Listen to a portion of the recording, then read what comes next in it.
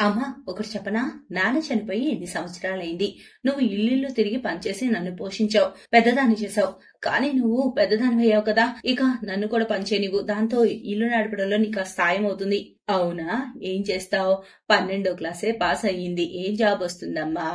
నాలా ఇల్లు ఉడుస్తావా ఏంటి? అయితే అందులో తప్పేముంది? నువ్వు ఇల్లు ఉడిచాగా నన్ను పోషించావు అంతగా. కానీ నువ్వు నాలా ఇదే పని చేయాలని అనుకోవడం లేదు. నేను అసలు ఎండలో కూడా నిన్ను పంపలేదు, నీ రంగు నలుపు అవ్వకూడదని. నువ్వు చూడు, నీ పెళ్లి నేను ఏదైనా సరే ధనవంతుల ఇంట్లోనే చేస్తాను నేను. నేను చిన్నప్పటి నుంచి ఇదే వింటూ వస్తున్నాను. మరి నా పెళ్లి నువ్వు ధనవంతుల ఇంట్లో ఎలా చేస్తావో? చేస్తా, తప్పకుండా చేస్తా. నువ్వు ప్రశాంతంగా కూర్చొని జీవితాంతం తినగలిగేలా చేస్తా. నాలా ఇంకొకరి ఎంగిలి గిన్నెలు నువ్వు తోమకూడదు, అర్థమైందా? తన తల్లి కల్పన మాటలు విని ఇషా నవ్వడం మొదలు పెడుతుంది. భర్త చనిపోయాక కల్పన చాలా కష్టంగా తన ఒక్కగానొక్క కూతురు ఇషాను పోషించి పెద్ద చేసింది. ఇక ఇప్పుడు ఆమె పెళ్లి ఆలోచన కల్పనను రేయింబవళ్లు తినేస్తుంది. అలా కొద్ది రోజుల తర్వాత, ఇషా, నా జీతం వచ్చింది, నేను బజార్ వెళ్తున్నా, రేషన్ అవి తీసుకొస్తాను. సరేమా, నీకేమన్నా కావాలా చెప్పు. ఒక అద్భుతమైన లెహంగా తీసుకురా, 5-6 లక్షలుండాలది. ఈ విధంగా కల్పన ఇషాల జీవితం నడుస్తుంది. ఒక నెల తర్వాత కల్పన మళ్లీ బజార్ వెళ్ళడానికి రెడీ అయింది. నేను బజార్ వెళ్తున్నా, గ్లాసు నీళ్లు తీసుకురా, నీళ్ల తర్వాత తాగు, ముందు ఇది చూడు. ఇషా ఒక కొత్త జాకెట్ తన తల్లి వైపు చూపించింది. ఆ బ్లౌజ్ చాలా అందంగా ఉంది. కొద్ది రోజుల ముందు కల్పన యజమాని ఆమెకు ఒక చీర ఇచ్చింది, కానీ దానికి బ్లౌజ్ లేదు. కల్పన తన తల్లి కోసం ఇంట్లోనే బ్లౌజ్ కుట్టింది. అరే వా, ఇది చాలా బాగుంది. సరే నీళ్ళివ్వు. నీళ్ల తర్వాత ముందు దీన్ని త్వరగా వేసుకుని నాకు చూపించు. ఇషా తన తల్లిని గదివైపు తోస్తూ అంటుంది. కాసేపటి తర్వాత కల్పన ఆ చీర కట్టుకుని బయటకు వస్తుంది. ఆమె ఈ చీరలో చాలా అందంగా ఉంది. అరే మామా, ఏ హీరోయిన్ కూడా తక్కువగా అనిపించడం లేదు నువ్వు. నిజంగా? అయితే నేను చీరను జాగ్రత్తగా ఉంచుతా, పెళ్లిళ్ళకి అవి పనికొస్తుంది.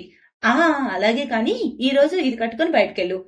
అరే పిచ్చా, జనాలు ఏమనుకుంటారు? జనాల గురించి వదిలే, ఇలా చాలా బాగున్నావు.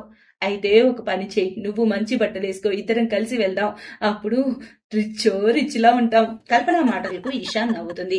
ఇక ఆపై తను కూడా డ్రెస్ చేంజ్ చేసుకుని ఇద్దరు కలిసి తయారై బజార్ వెళ్తారు. ఆ ఇద్దరు తల్లి కూతురు చాలా అందంగా ఉంటారు. బజార్ లో కల్పన ఒక బండి దగ్గర కూరగాయలు కొంటున్నప్పుడు పక్కగా ఒక కారు వెళ్తూ ఉంటుంది. ఆ కారు కల్పనకు కాస్త తగులుతుంది. కల్పన అరుపు విని ఆ కారు నుంచి తల్లి కొడుకులు బయటకు వస్తారు. ఆపై కల్పనకు చేయి తీస్తూ అంటారు, సారీ ఆంటీ, గట్టిగా తగలలేదు కదా. అరే అనికేత్, ఏం చేసావు నువ్వు? బాగున్నారా అండి మీరు? బాగున్నాను, ఏం పర్వాలేదు బాబు. ఆ దేవునికి ధన్యవాదాలు, మీకు గట్టిగా తగలలేదు. అదేంటంటే నా కొడుకు పోయిన నెలనే ఆ కారు కొన్నాడు, ఇప్పుడిప్పుడే నడపడం నేర్చుకుంటున్నాడు. పూర్తి క్యాష్ తో ఈ కారు తీసుకున్నాము, ఎటువంటి లోన్ కట్టే టెన్షన్ లేకుండా. ఓహో మంచిది. ఎంతకొచ్చింది ఇంటికి ఆ కారు అండి? పూర్తిగా 15 లక్షలు. మీ దగ్గర ఎలాంటిది ఉంది కారు? అదే, నిజానికి నాకు కారు నడపడం రాదు, నా కూతురికి కూడా రాదు. అలాగా, ఎలా ఉన్నావమ్మా? నమస్తే ఆంటీ, నేను చాలా బాగున్నాను. చాలా అందంగా ఉంది మీ కూతురు. తన పెళ్లి గిల్లి గురించి ఏమైనా ఆలోచించారా? అదే, ఈ రోజుల్లో అబ్బాయిలు లైన్ అలా ఉంది ఇంటి దగ్గర. మీరే చూడండి ఎంత అందమైందో నా కూతురు, పైగా ఒక్కగానొక్కటి. మంచిది. మీరు మీ నెంబర్ ఇవ్వండి, కలుస్తూ ఉండొచ్చు మనం. అలాగే ఆంటీ, రాసుకోండి. ఇషా అమృతకు తన మొబైల్ నంబర్ ఇస్తుంది, ఎందుకంటే తన తల్లి కల్పన దగ్గర ఫోన్ లేదు. కాసేపు మాట్లాడాక కల్పన ఇషా అక్కడి నుంచి వెళ్లిపోతారు. ఓ వినానికేత్, ఆ అమ్మాయి ఎలా అనిపించింది నీకు? ఆమె చాలా అందంగా ఉందమ్మా. నేను అదే అనుకుంటున్నా. బట్టలు అవి చూస్తూ ఉంటే మంచి రిచ్ లాగే ఉన్నారు. పైగా ఒక్కగానొకటి, కట్టం కూడా బాగా వస్తుంది. ఆ తర్వాత ఉన్నదంతా నీకే కదా, ఏమంటావు? ఈ విషయం అయితే నువ్వు నిజం చెప్పావు. మరి చెప్పు, మాటలు ముందుకు పోనివనా? ఇంకా ఆలస్యం ఎందుకు? అనికేత్ ఇషా అందం చూస్తూనే మనసు పడతాడు. పైగా ఆమెను ధనవంతురాలనుకొని కట్నం అత్యాశ కూడా ఆ ఇద్దరు తల్లి కొడుకులకు అంటుతుంది. అక్కడ సాయంత్రం ఇషా ఇంట్లో, మా అంతా అబద్ధం చెప్పాల్సిన అవసరం ఏంటి? అరే నువ్వు నోర్మి, అతనితో నీ పెళ్ళైతే జీవితం అంతా రాజవైభోగా ఉంటుంది. కానీ మా మన దగ్గర వాళ్ళకి ఇవ్వడానికి అసలు ఏముందని? అరే నోర్మి, ఒకసారి పెళ్ళైతే అవని, తర్వాత ఏం చేస్తారు వాళ్ళు? కానీ మా కేశవ్, మేమిద్దరం ఒకరినొకరు ప్రేమించుకుంటున్నాం, నన్ను ఒకసారి అతను అడగనివ్వు. ఏంటి కేశవ్, ఆ అబ్బాయి, అరే ఓ చిన్న రైతుని పెళ్లి చేసుకుని నీకేం దొరుకుతుందని వెళ్ళేదా? ఆ అబ్బాయికి 15 లక్షల కారుంది, అది కూడా డబ్బు చెల్లించి. నేను ఆ అబ్బాయితోనే నీ వివాహం నిశ్చయం చేస్తున్నాను. అలా చెప్పి కల్పన అక్కడి నుంచి వెళ్లిపోతుంది. ఆపై ఇషా ఏడుస్తుంది. ఇషా, కౌశల్ ఒకరినొకరు ప్రేమించుకుంటారు. ఇక ఇషా ఎప్పుడు కల్పన ఎదుట కేశవ్ గురించి చెప్పినా ఆమె తిట్టేస్తుంది. కొద్ది రోజుల తర్వాత కల్పన తన తెలివితేటలతో ఇషా అనికేతుల నిశ్చితార్థం చేసేస్తుంది. ఈ నిశ్చితార్థంతో ఇషా కేశవ్లు దుఃఖంలో మునిగిపోతారు. ఇక కొద్ది రోజుల తర్వాత ఇప్పుడు పెళ్లి ముహూర్తం ఖరారైపోయింది కదా. నేను అదే చెప్పాలనుకుంటున్నాను. అలా అయితే మరి ఇచ్చిపుచ్చుకునే విషయాలు మాట్లాడుకుందాం. చూడండి, మేము ఇప్పుడే కార్ తీసుకున్నాం, సమాజంలో కాస్త పెద్దగా అవ్వాలి కదా. మరి అయితే మీరు ఒక పని చేయండి, ఇషా కోసం కనీసం 10 లక్షల రూపాయల లెంగా కుట్టించండి, అలాగే అంత క్యాష్ ఇవ్వండి చాలు. ఇప్పుడు కల్పన ఇరుక్కుపోయింది. ఆమె చేతులెత్తి జోడిస్తూ అమృత అనికేత్ కు నిజమంతా చెబుతుంది. ఆమెకు అనికేత్ ఇషాను పెళ్లి చేసుకుంటాడు అనిపిస్తుంది. కానీ అతను తన తల్లిలాగే అత్యాశపరుడై వెంటనే నిశ్చితార్థం క్యాన్సిల్ చేస్తాడు. ఇషా అంతకు ముందు నుంచే బాధలో ఉంది. ఇప్పుడు కల్పన కూడా బాధగా ఉంది. ఇక ఆ కూతుర్ని గొప్పింట్లో ఇవ్వాలి అనే ఆమె కళ చెదిరిపోయింది. నేను నీకు ముందే చెప్పాను, ఇలా అబద్ధాలు ఎక్కువ కాలం నిలవు అని, విన్నావా? అరే, అలా నేనేం తప్పుడు కోరిక కోరుకున్నాను? నీ పెళ్లి ధనవంతుల ఇంట్లో చేయాలనుకున్నాను, అంతే కదా. కానీ ధనవంతులు అయ్యే కొద్దీ ఇంకా అత్యాశ పనులవుతారు. నువ్వు ఊరుకోమ్మా, దేవుడు అన్ని సరిగా చేస్తాడు. నువ్వు ఒక పని చెయ్యి ఇషా, వెంటనే కేశవ్ని పిలువు, నేను తనతోనే నీ పెళ్లి చేస్తాను. అది విని ఇషా ముఖంలో నవ్వు వస్తుంది. రాత్రికి కేశవ్ ఇంటికి వచ్చేసరికి తన పరిస్థితి గురించి అంతా అతనికి చెబుతుంది. అత్తయ్య, మీరేం కంగారు పడద్దు, మీ కష్టాలు నాకు తెలుసు, మీరేం బాధపడకండి. ఇషాకి అన్నదమ్ములు కూడా లేరని నాకు తెలుసు, నేను మిమ్మల్ని చూసుకుంటాను. కేశవ్ మాట విని కల్పనకు తన తప్పు అర్థమవుతుంది. ఆమె కేశవ్ కు చాలా ఆశీర్వాదాలు ఇస్తుంది. ఆ తర్వాత పండిట్ను పిలిపించి ఇద్దరి పెళ్లికి తారీఖు నిర్ణయిస్తుంది. ఒక నెల రోజుల తర్వాత ముహూర్తం కుదురుతుంది. ఇక అక్కడ ఒక రోజు కల్పన ఇంటికి ఒక ముసలి బికారి వస్తుంది. తినడానికి ఏదైనా దొరుకుతుందా? అమ్మా కూర్చోండి, నేను భోజనం తెస్తాను. ఆ ముసలి బికారి భోజనం చేసి ఒక గ్లాస్ లో ఉన్న నీళ్లు తాగుతుంది. నీకు చాలా చాలా ధన్యవాదాలమ్మా, ఈ బికారి దాని ఆకలి తీర్చావు. అరే, ఏం పర్లేదమ్మా, మీరు నా కూతురికి ఆశీర్వాదం ఇవ్వండి చాలు, తనకొచ్చే నెల పెళ్లి. అరేవా, నేను ఆశీర్వాదం ఇవ్వగలను అంతే, కాని కానుక ఇవ్వలేను. ఒక విషయం చెప్తాను. చెప్పమ్మా. నీ బావి నీళ్లు కాస్త ఉప్పగా ఉన్నాయి, వాటిని కాస్త గుండ్రంగా చేపించేలా తవ్వు. ఇక నీరు ఉబ్బికొస్తుంది, అది కూడా మీ కూతురు పెళ్లికి ముందే. అప్పుడు అందరు అతిథులు చక్కగా నీళ్లు తాగుతారు. ఇక చూడు, అంతా సరిపోతుంది. సరేమ్మా అది చెప్పి ఆ ముసలి భిక్షుకత్త అక్కడి నుంచి వెళ్లిపోతుంది. ఈ విషయం కేశవ్ కి చెప్తుంది. అప్పుడు కేశవ్ తన గడ్డపార తీసుకుని బావిని తవ్వుతాడు. అతడు బావిలో దిగి తవ్వడం మొదలెడతాడు. అప్పుడు అతని గడ్డపార కొనకేదో గుచ్చుకున్నట్టు అనిపిస్తుంది. ఆ వస్తువు తీసి చూస్తే అందులో నిధి ఉంటుంది. ఒక కుండ నిండా బంగారు నాణాలుంటాయి. అవి చూస్తూనే అద్భుతం, ఇది అద్భుతం, ఆమె బికారి కాదు, సాక్షాత్తు లక్ష్మీదేవే. ఇప్పుడు నా కూతురు పెళ్లి నేను ధూమ్ధాం చేస్తాను. అమృత ఆ నాణాల్లో కొన్ని అమ్మి ఇషా కోసం 10 లక్షల లెహంగా కుట్టిస్తుంది. అలాగే ఒక ఖరీదైన కారును కూడా కొంటుంది కేశవ్ కోసం. అత్తయ్య, ఇంత ఖరీదైన కారు నాకు అవసరం లేదు. నీకు లేదు బాబు, కానీ మాకుంది. అరే, 10 లక్షల లెహంగా వేసుకుని నా కూతురు 20 లక్షల కార్లు అయితే కూర్చోదా ఏంటి? సరే, మనం కాస్త అమృత వాళ్ళ ఇంటికి కూడా వెళ్ళాలి స్వీట్లు ఇవ్వడానికి. అమృత అనికేతులు కొత్త కారు ఇంకా ఇషా 10 లక్షల లెహంగా చూసి షాక్ తో ఉన్నారు. ఇక వాళ్ళ తలరాతను తిట్టుకున్నారు. అక్కడ ఇషా కల్పనల ఆనందానికి హద్దులు లేవు. ఇద్దరు కలలు నిజమయ్యాయి.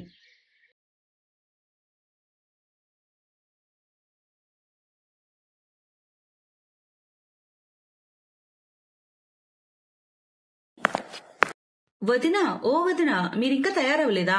ఇది 14సారి మిమ్మల్ని పిలవడానికి నేను వచ్చింది.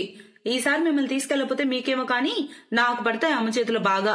త్వరగా కానివ్వండి వదినా. బ్లష్ అండ్ లిప్స్టిక్ అంతే, జస్ట్ 2 మినిట్స్ వెళ్ళిపోదాం. అలా చెప్పి ఇంటి కొత్త కోడలు మాన్సి మళ్ళీ మేకప్ వేసుకోవడం మొదలు పెడుతుంది. ఆమె ఆడపడుచు సౌమ్య తన దగ్గరకు వచ్చి నిల్చొని అంటుంది, బాప్రే వదినా, మీ కంటి ల్యాషెస్ పడిపోయాయి. లేదు సౌమ్య, ఇవి నకిలీ ల్యాషెస్. వీటిని ల్యాష్ గ్లూతో కళ్ళ కంటించుకోవాలంతే. మేకప్ లో ఇదొక భాగం. అరే, అద్భుతం ఇది. ఇవేంటి వదినా? ఇవా బ్లషర్ అండ్ హైలైటర్స్. ఇంకా ఇది ఐ షాడో ప్యాలెట్. ఇంకో చూపించరా నీకు? ఇది చూడు, ఇది నా లిప్స్టిక్ కలెక్షన్. అరే వా వదినా, మీ దగ్గర మేకప్ ఎన్ని సామాన్లున్నాయి? నా దగ్గర కేవలం గులాబీ రంగు లిప్స్టిక్ మాత్రమే ఉంది.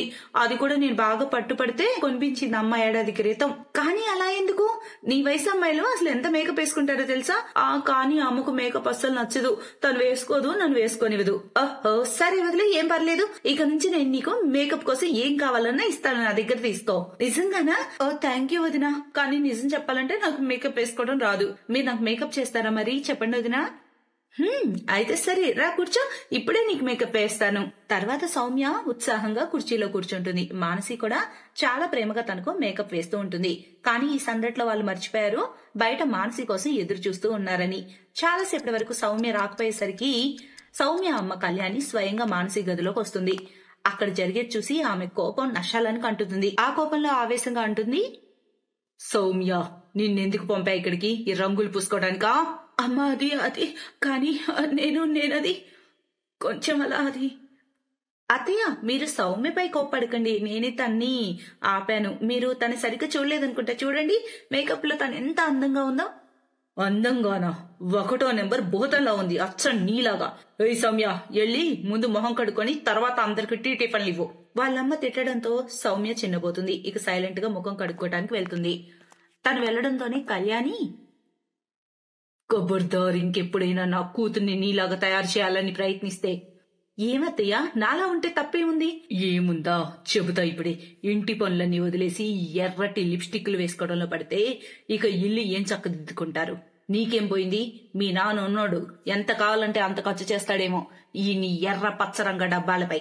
కానీ మా ఇంటి అమ్మాయిలకు మేమిప్పుడు నేర్పేది ఏంటంటే ఎంత చాపుంటే అంతే కాళ్ళు ముడుచుకోమని.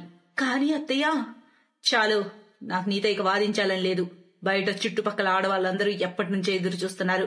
ఒకవేళ అయితే నీ రంగురంగుల ముఖం వాళ్ళకి కాస్త చూపించు, లేదంటే కాసేపట్లో వాళ్ళు వెళ్ళిపోతారు.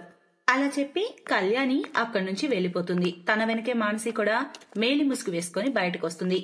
కళ్యాణికి 2 పిల్లలు, కొడుకు దినేష్, కూతురు సౌమ్య. దినేష్ మానసి ఒక కాలేజీలోనే చదువుకునేవారు. అక్కడే వారు ప్రేమలో పడి పెళ్లి చేసుకోవాలని నిర్ణయించుకున్నారు. కళ్యాణికి మొదటి నుంచి ఈ సంబంధం ఇష్టం లేదు. ఎందుకంటే గొప్పింటి ఆడపిల్లలు తమ చిన్న ఇంటి ఇల్లాలుగా ఇల్లు చక్కదిద్దుకునే పని చేయలేరనేది ఆమె విశ్వాసం. అలాగే దినేష్ తన భారం మోయలేడని. మరోవైపు మానసి ఆలోచనలు అందుకు పూర్తిగా విరుద్ధంగా ఉంటాయి. మానసి, నేను ముందే చెప్పాను కదా నీకు, అమ్మతో నువ్వు అడ్జస్ట్ అవ్వలేవు. ప్రతి విషయంలో దెప్పి పడవటం అలవాటు ఆమెకు. చూడలేదా నువ్వు పాపం సౌమ్యని ఎలా భయంలో పెట్టిందో? నా మాట విని మనం ఇక్కడి నుంచి. లేదు దినేష్, మనం అత్తయ్య సౌమ్యను వదిలి ఎక్కడికి వెళ్ళడం లేదు. నువ్వే ఆలోచించు, మనం కాక వాళ్ళకి ఇంకెవరున్నారు? నేను అదే ఆలోచించి సైలెంట్ గా ఉంటున్నాను. అమ్మ మొదటి నుంచి అలా లేదు. నాన్న బతుకున్నప్పుడు తను బాగానే తయారయ్యేది. కానీ నాన్న చనిపోయాక రంగులపై ఆమె అసహ్యం పెంచుకుంది. బహుశా చిన్న వయసులోనే వైధవ్యం రావటం వల్ల అమ్మ భరించలేకపోయినట్టుంది. అందుకే అమ్మ అలా తయారైంది. కానీ నాకేం అర్థం కావడం లేదు. ఏం పర్లేదు దినేష్, నేనన్నీ అర్థం చేసుకోగలను.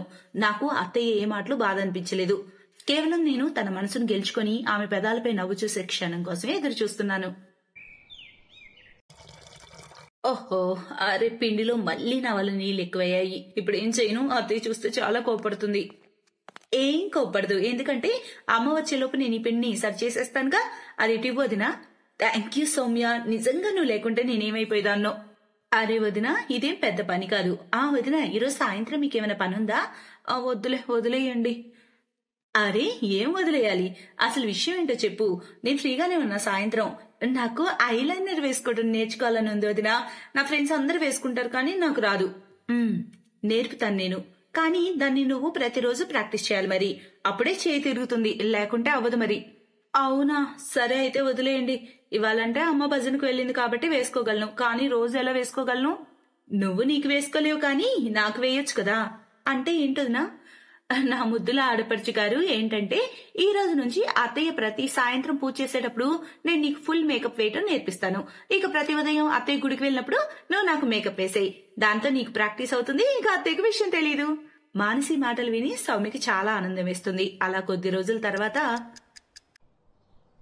విమల, నువ్వు మా సౌమ్యని చూసావా?